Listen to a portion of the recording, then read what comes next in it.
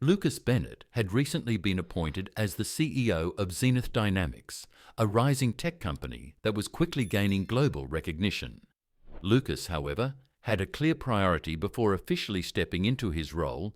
He wanted to understand the company culture, particularly among the managers and HR personnel responsible for shaping the team. He believed that a company's values were only as strong as the people upholding them, and he needed to know firsthand whether the culture reflected fairness, respect, and inclusivity.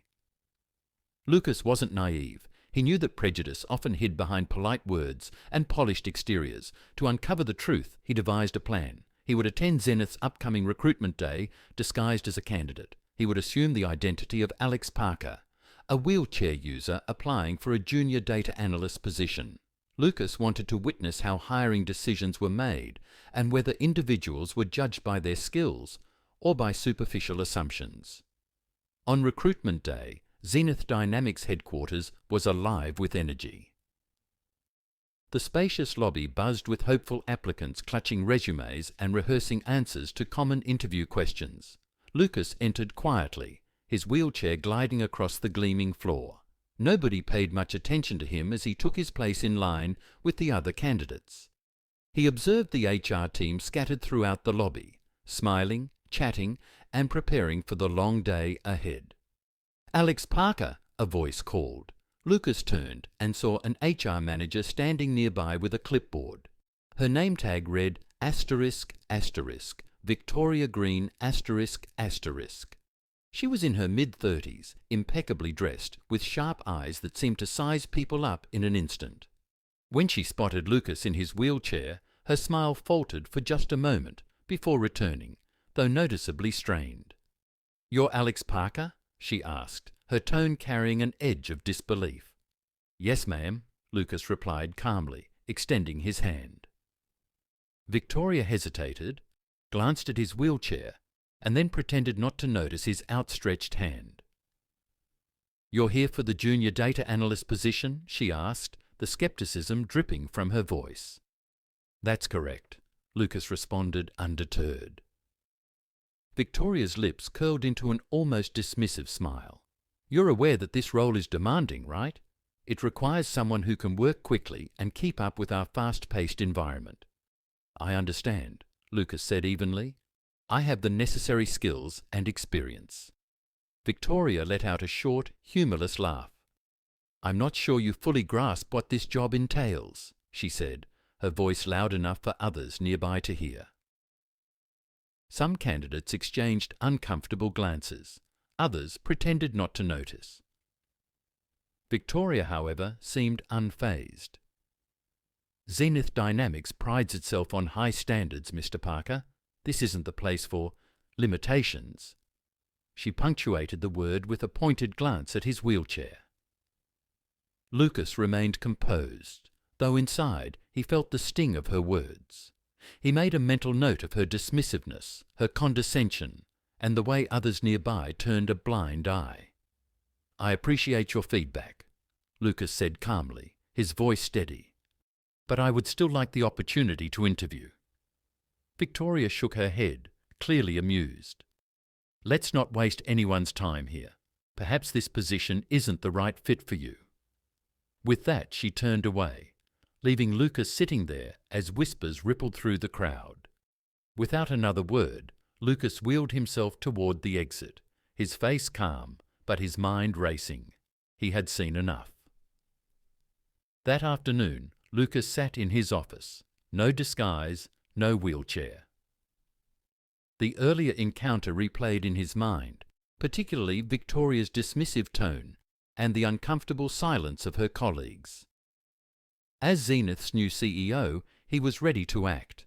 His assistant, Mark, knocked on the door and entered. "Sir, the staff introduction is ready," Mark said with a grin. "Everyone's waiting in the auditorium." Lucas stood up and adjusted his suit. Perfect timing. Let's go. The company-wide event was held in Zenith's main auditorium. Employees filled the rows of seats, whispering excitedly. Victoria and the other department heads sat near the front, oblivious to what was about to happen.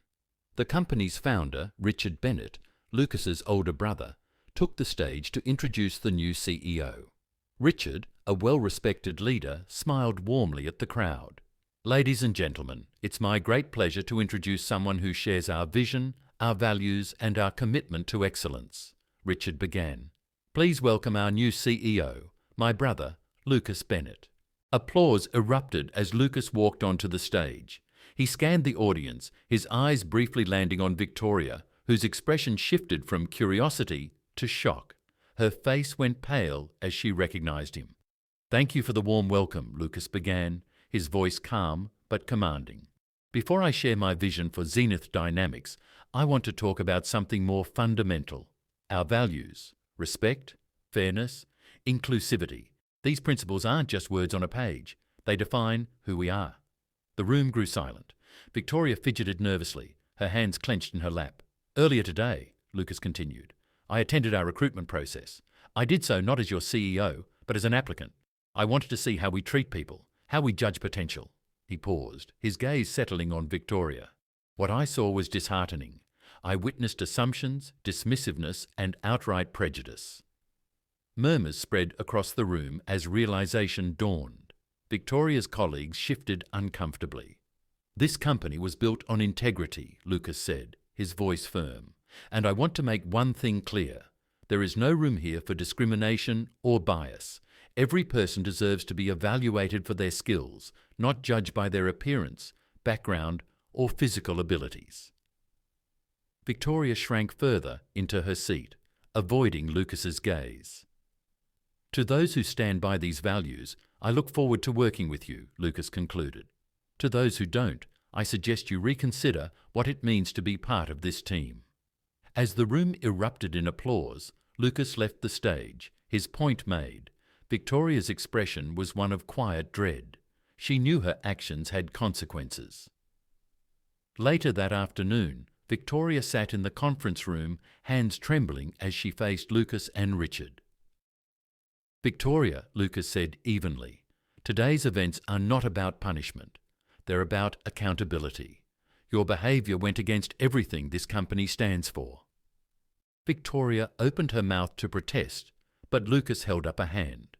"We need leaders who treat every individual with respect. You've shown that you cannot fulfill that role," Lucas continued. "As of today, your employment with Zenith Dynamics is terminated." Victoria nodded silently, the weight of her actions finally sinking in. She rose, apologized quietly, and left the room. Lucas looked out the window later that evening, reflecting on the day's events. Justice, he realized, wasn't about removing one person. It was about reshaping the culture. Zenith Dynamics would move forward stronger, a place where everyone, regardless of who they were, could belong and thrive.